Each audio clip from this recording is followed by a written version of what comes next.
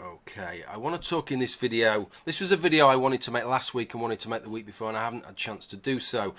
I want to talk about YouTube Red, and if you don't know about YouTube Red, I'll give you a quick description. You might want to go and just look the channel up, the whole system up now. If this is what you get, by the way, then you've got the wrong thing. That's RedTube. That's something totally different. It might look it's still got videos on it, but you might notice a slight more of a slant towards the sexual side of things. Hopefully, if you make that fuck up, you haven't done it on the computer at work. You will probably, in most places of the world, you'll see something like this. Because at the moment it is a system that is only operating in the good old US of A. That's where they're sort of piloting the scheme. And how it is going to work is this. At the moment, the revenue generating model of YouTube is based on advertisements, or if you live in the US of A, advertisements. And at the moment you'll have a little advertisement at the side there, you'll have a banner here, you'll have had a skippable ad at the beginning, which no doubt you will have skipped, and some channels won't give you the option to, they'll make you sit through an advert, whether you like it or not. So you have the choice with your own channel as to what kind of adverts you put on, but that is going to change now, because if you wish to subscribe to YouTube Red, it is an option. It will cost you $10 a month. And there will be no adverts, okay? So that brings up the subject of ad block, which I'll talk about later on in this.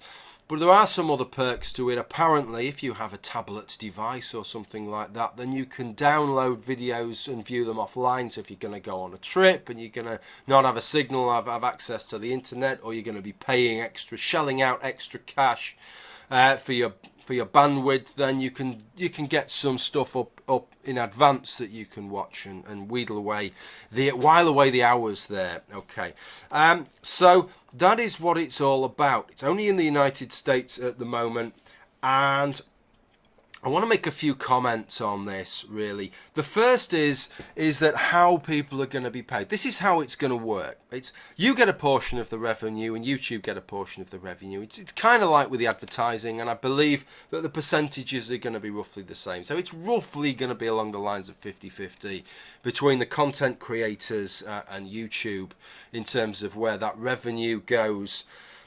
And there was, I think, a bit of a misunderstanding. I was certainly labouring under a misunderstanding that was only clarified yesterday when I watched a video by a channel called Nerdcubed. And the misunderstanding that this is what I understood it to be, and this is what he understood it to be. He understood it that if somebody watched his channel, for 15 minutes, and PewDiePie's channel for 15 minutes, and that was all they watched for a month, then their portion of the $5, let's say, the 50% of the $10 that will go towards content creators, he would get half of it, and PewDiePie would get half of it. They'd both run off with $2.50 each. Of course, you get nothing like that, because nobody only watches two. Certainly if you subscribe to this, you're not going to just watch two fucking videos, are you? But it would be in that proportion. Minutes watched is the key, right? Not views, minutes watched. You will still see that the key statistic underneath the video is viewed, but if you make videos and you have a look at your analytics, you'll see the thing that they're moving more and more towards in all those areas of analytics is minutes watched.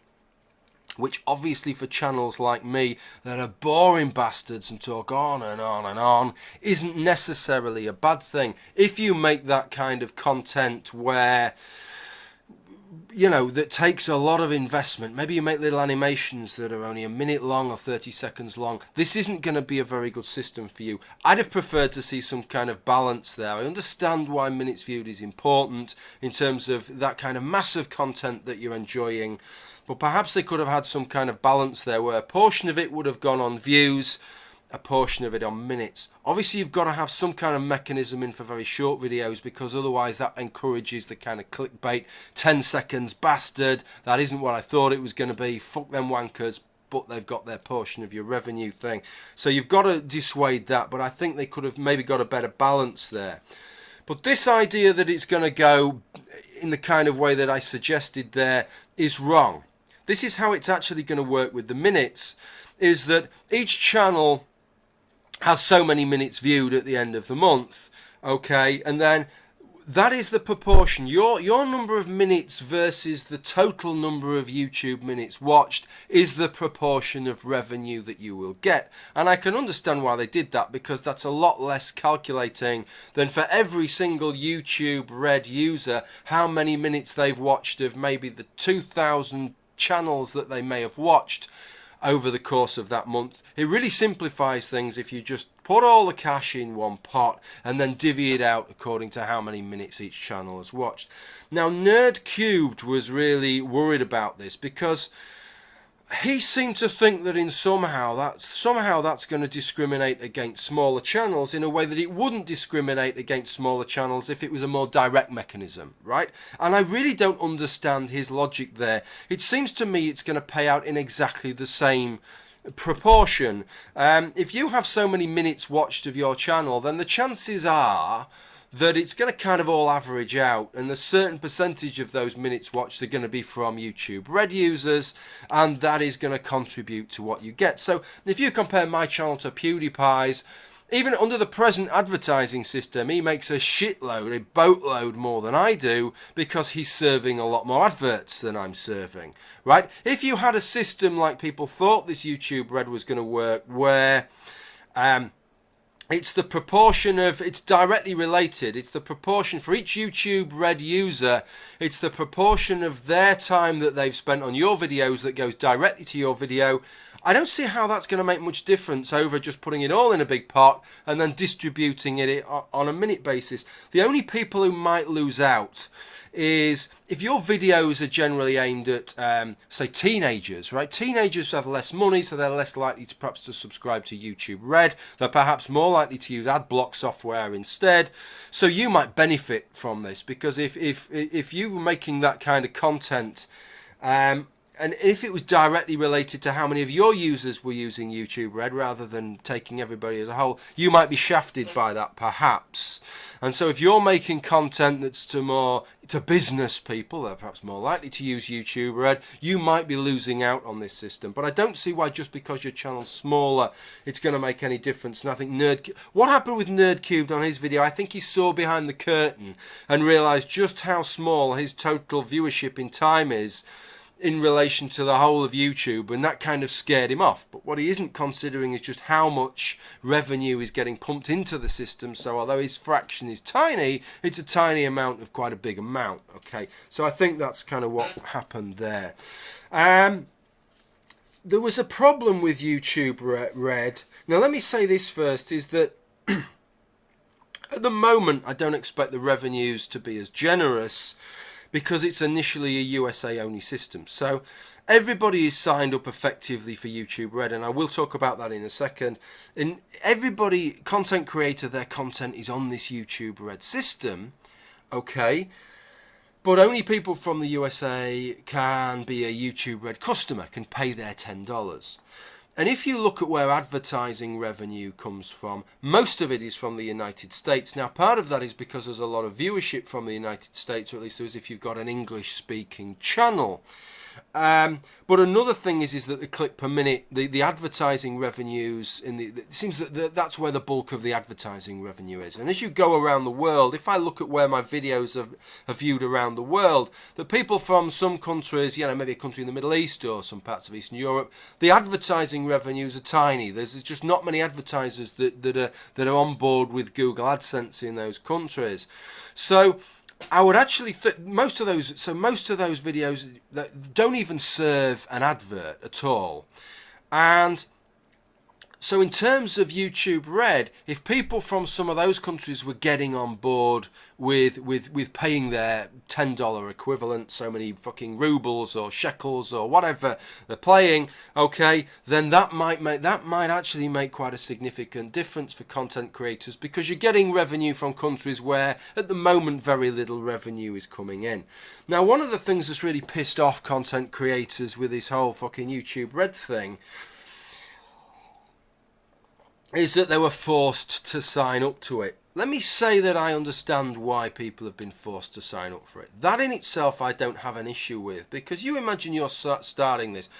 Once Google's decided to take the plunge and say this would be a good revenue model, this is something that we need to look at, provides some added value. It's a system some people might like, and it does get around this ad block thing of people just trying to sideswipe the whole revenue model that we have that effectively sustains the site at present, or makes it a viable, a commercially viable prospect. So this is what they've decided to do. So you imagine this, right? If 50% of content creators say, well, do you know what, I'm not convinced by this, I'm going to sit on my hands for the moment, I'm going to wait and see if YouTube Red gets off the ground, and if it does, you know, let's see how the early adopters take it on board, and if it takes off, then I'll allow my content to go onto YouTube Red. But before then, I'm going to have adverts served on my content.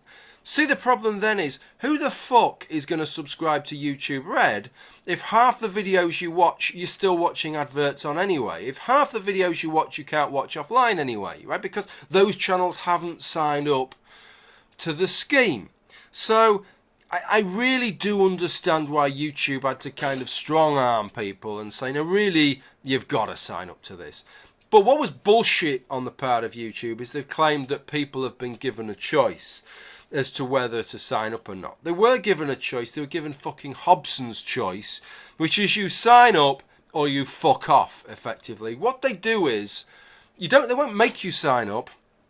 And I'm shit at things like this, right? So I don't even recall signing up, but I must have done. But I know if I go onto YouTube on my creator thing and it throws up a box and it says, click this box and click OK, I agree, I just do it, right? So I know that's what I've just done a month back or 2 months back or whenever they ask me. I know that's what I will have done. But what has been real bullshit has been the dishonesty. They've sold it as if 90% of YouTubers have agreed to sign up to the system and they're on board with it. They didn't have any fucking choice to sign up with it. Why market it as if you're giving people a choice, where the choice they've offered you is sign up to the system, or we're just going to set all your videos to private, so effectively your channel is shafted. It's just an archive for your own personal use until you decide to do what we're telling you that you effectively had to do. Just be honest and say, this is a new system we're doing, it's only going to work if everybody's on board with it, so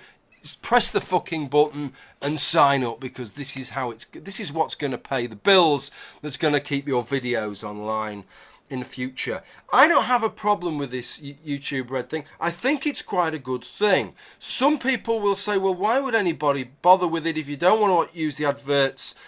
Get ad blocking software, right? So I want to talk about that. And I know that is probably the thing that will dominate the comments, because a lot of people use ad blocking software.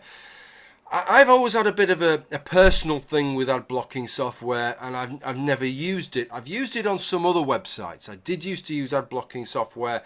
This has been my YouTube experience, which was that I started in 2008, and after a couple of years I built up quite a few videos, including some videos that I was quite proud of. And I started to get a little bit concerned because YouTube made quite a loss. There's no revenue generation to the system. It was just this fucking thing and I used to think they're hosting all these videos for me, and they do it. They've provided me with so much entertainment, so much joy. Let's be fucking honest. I love making YouTube videos. I love watching YouTube videos. I love taking part in the comments.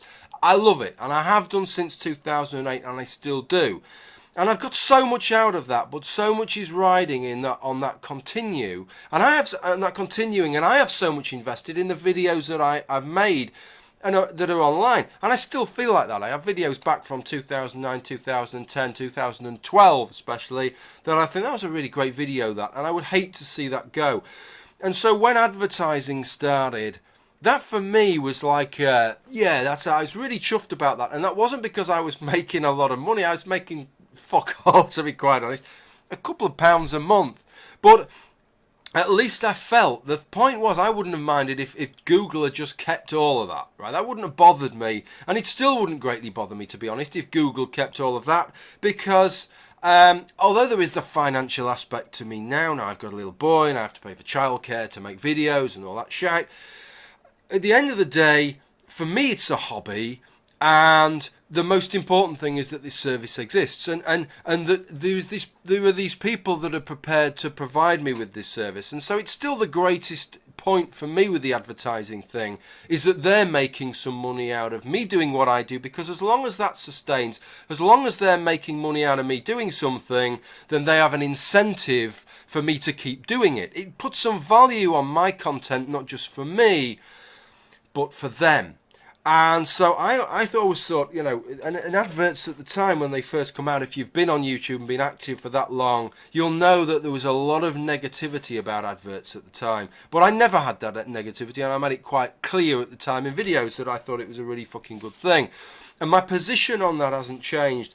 And that's why I've personally never used ad blocking software, which I perhaps ought to talk about now. And I'm not talking about this, I'm not moralizing to anybody, right? If you use ad blocking software, you crack on using ad blocking software, I'd still buy you a pint of beer, right? It's not a fucking big issue for me. But, you know, I remember when I was a kid at school, you know, it's one of those few little memories you have that sort of stick in. And we got took to a national park, and at this national park, you know, like a school trip. And at this national park, I picked a few flowers. There were some wildflowers, and I was picking these wildflowers. And the teacher stopped me from picking these flowers, and said, you know, if everybody who came here picked a few of those flowers, by the time you got here, there wouldn't be any flowers for you to have looked at, never mind picked, right?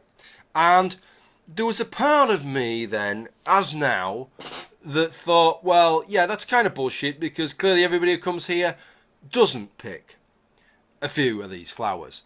But then there's also the part of me that felt, well, yeah, that I'm kind of relying on that. I'm kind of relying on everybody else, or at least a significant number of people, not doing this thing, which is picking a few of these flowers, so that I can kind of buck the system, you know.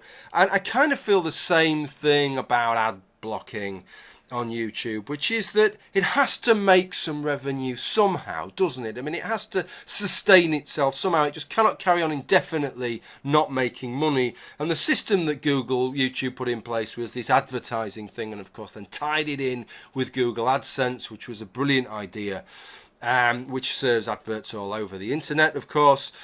And that is their revenue generating model. And it seems to me intrinsic with the decision of somebody to use ad block, or if I was to use ad block, it would be as if I'm saying, well, I'm going to use it, but I know I'm relying on everybody else not making the same decision. I'm relying on other people to actually allow the adverts to fund the system that I can keep enjoying whilst not watching the adverts. And for me, it's not a big fucking thing to watch a few adverts. So for me, I've just watched the adverts. I mean, I don't, obviously, if it's a skippable ad, if it looks shite, I don't watch it. I just watch ads that interest me, which is usually some video game that I'm not seeing that catches my eye or something like that, and I might sit through it.